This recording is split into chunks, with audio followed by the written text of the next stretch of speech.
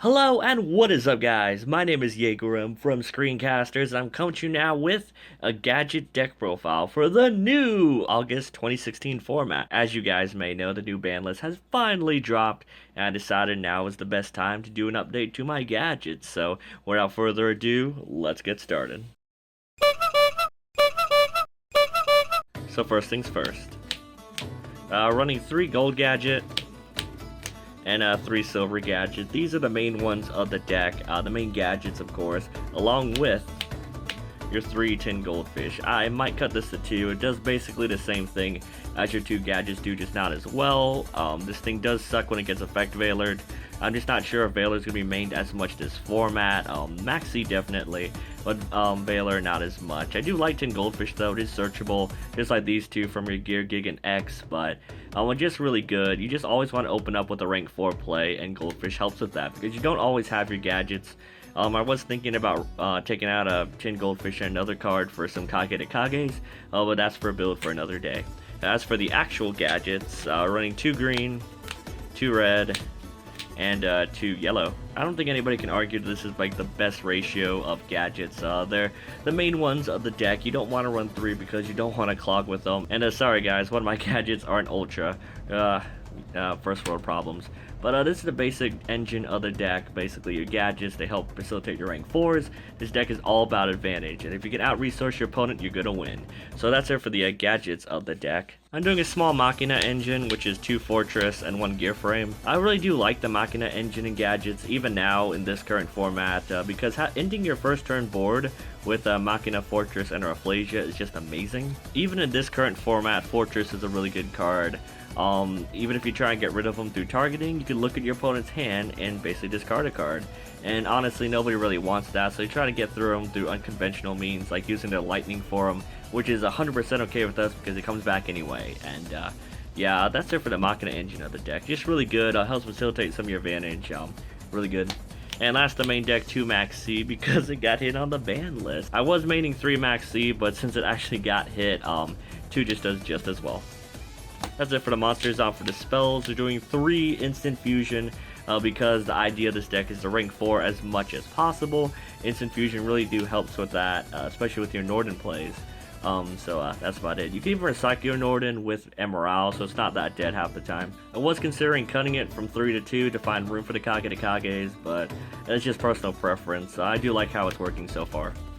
We're doing 2 Twin Twisters because this deck can keep a lot of advantage very easily, and we can actually benefit from discarding with Twin Twister by discarding our Machina Fortress if we have to. But most of the time, we guess we'll be discarding like a random gadget or an extra goldfish or something like that. 1 Limiter removal, because this card wins games. This is like the card for any machine deck. I love it, and it's just amazing. If you're playing gadgets, I see no reason why not to run Limiter. It steals games. It's just amazing. 1 Regeki and 1 Upstart rounding out the spells. It's just a free slot to take out. You can put whatever you want in this slot, but I do like the Upstart. You can even put a Pod Duality if you want. But I like the 1 Upstart. It's just nice, consistency, blah blah blah. I'm not sure how prominent Regeki is going to be in this format, but it's always nice to be on the safe side, you know. So that's it for the spells. On for the traps. We're doing 3 Call to Haunted because we love Monster Reborn. It's basically amazing. You can bring back your silver and golds if you know you're about to be the opponent's attacking, and get some searches from them because they do have floating effects. And you can even play like Tellers because during their end phase you can bring back a silver and gold gadget, summon a gadget from hand, and set up your rank 4 play for next turn, and then you also have your normal summon that next turn to keep going from there. So it's really good. I like Call to Haunted. I might run Oases too if I see the need for it. If I ran Solemn Strikes, I'll be taking these out for Solemns, but since I can't afford them and I'm waiting for those Megatins, 2 Breakthrough Skill does just as well. It's just a nice card. It's basically one of the best ways to get through any of those boss monsters. Like number 38 or Crystal Wing, this is one of the best cards to main right now because it's just really good. Because you can negate it on their turn, and then on your turn they try to activate it, just banish it from grade to get rid of it. Well, negate the effect and continue from your place from there. You can try Chalice, but I prefer a Breakthrough Skill for the use it twice ability. 2 Quaking Mirror Forest. This card is probably the MVP of the main deck. This card is so good. So many people attack into it. It's just amazing. Since you run a lot of back row, they're not always going to Twin Twister this away. So it's just hilarious when they attack into you with like 4 more monsters. And you just set them all face down permanently. Just really nice. I love it.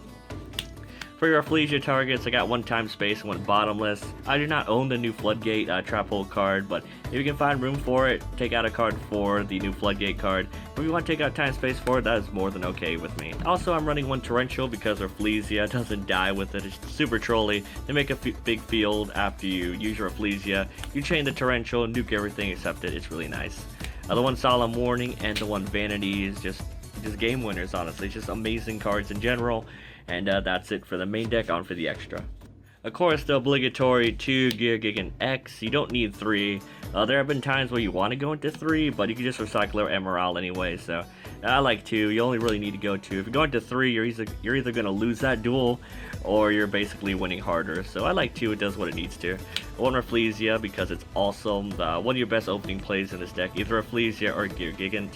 One Abyss Dweller because if you're going first against a deck you don't know much about, it's really nice to go into this for safety. And plus a Burning Abyss, not completely neutered by the ban list and still being playable. It's just a nice card to main your extra right now.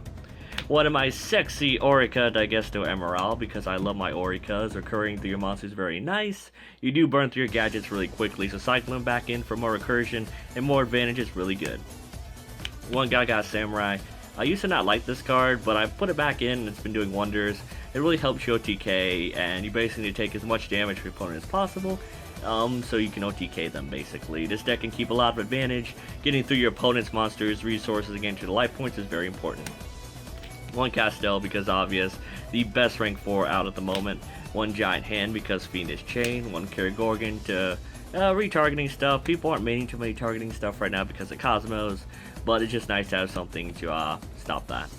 The Utopia Lightning combo because it's basically the win condition of almost any rank 4 deck. It's how you out almost any big monster in the game like Magnus, Raid Raptor Falcon, anything like that. It's just really nice to beat those big monsters. One F-Zero to find room. One Big Eye because Machina Fortress, taking monsters are really nice, no reason not to play it. And for your instant fusion targets, 1000 Eyes Restrict, and one Elder Entity Norden for even more rank 4 plays. So that was my gadget deck profile, guys. Hope you guys enjoyed it. This is a really fun deck, and I really hope you guys take this build to heart. It's a pretty standard build, and I do enjoy it. If you guys have any comment suggestions on how to make the deck better, I'd love to hear it. And as with all my deck profiles, click the description box down below. You'll see a huge list of cards that I was trying to check out in the deck, but I haven't got around to maining them yet. So maybe you guys can find some room for them. So yeah, don't forget to click the description box to see that long list of tech cards for gadgets. Hope you guys liked the deck profile. If you loved it, please leave a like down below and comment on this video. I greatly appreciate it. It really does help the channel. So hope you guys liked the video. Don't forget to like, comment, subscribe, and keep on honking, guys. My name is Jaeger from SCREENCASTERS, and I'm signing out. See ya! Hurry! Oh, hurry up!